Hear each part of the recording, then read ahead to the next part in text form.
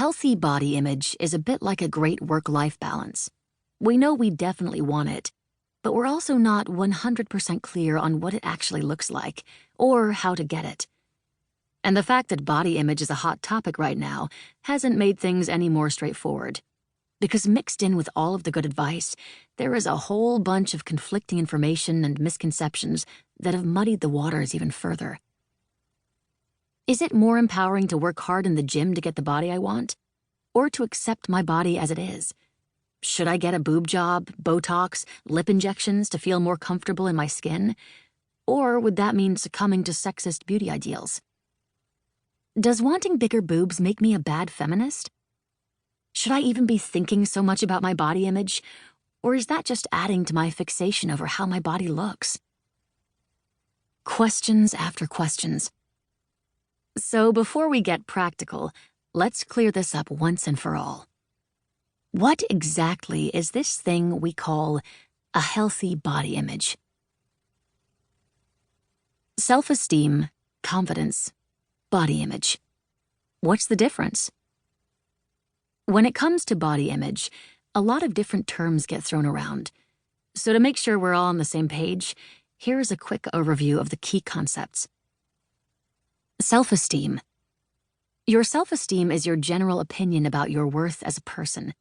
It is a product of all of the messages you've internalized about yourself, and, crucially, the various groups you belong to, like Americans, art majors, extroverts, and so on.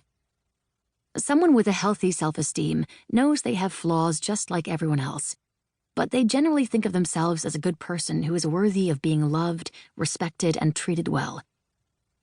People with an unhealthy self-esteem believe that they are somehow inferior to others.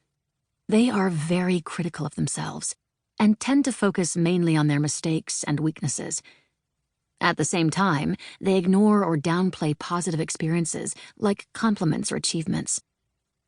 Some people's negative self-esteem is so ingrained that it affects everything they do.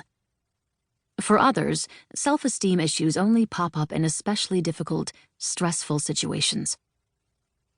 Confidence. In contrast to self-esteem, confidence has little to do with how much you value yourself, but rather with how much you believe you can do things well, whether that is achieving your career goals, holding your own in a conversation, or keeping a houseplant alive. Confidence is often very specific and most always earned. You feel confident in your spelling because you've been practicing since preschool, and you feel confident about not getting lost in a foreign city because you've been on similar vacations before. Conversely, you may not feel confident in your spelling when learning a foreign language, and if you've never been abroad, you may feel much more nervous in a new city because you haven't racked up any confidence points for that specific situation yet. In the best-case scenario, your confidence for specific things turns into global confidence, where you feel like you can learn or figure out most things if you try. Stanford psychologist Carol Dweck calls this the growth mindset. Body image. Your body image is the portion of your overall self-esteem that relates to your appearance. Just like the rest of your self-esteem, your body image is based on all of the messages you've picked up about your appearance from early childhood on, as well as messages about your type of look, such as blondes, people with acne, pear-shaped bodies, and so on. Psychologists believe that body image makes up an average of 1/3 of a person's self-esteem, but that figure can vary considerably.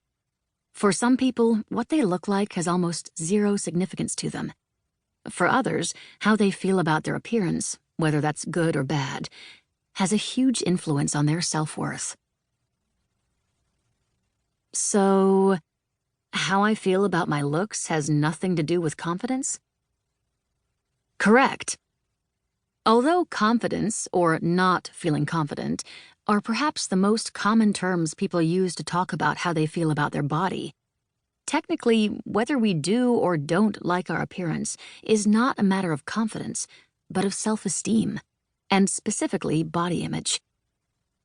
But since there really isn't a smooth way to say, has a healthy body image or has a healthy self-esteem, for the sake of all of us, I will continue using the term confident throughout the book, in the way that is commonly understood. Self-esteem isn't everything. It's just that there's nothing without it. Gloria Steinem.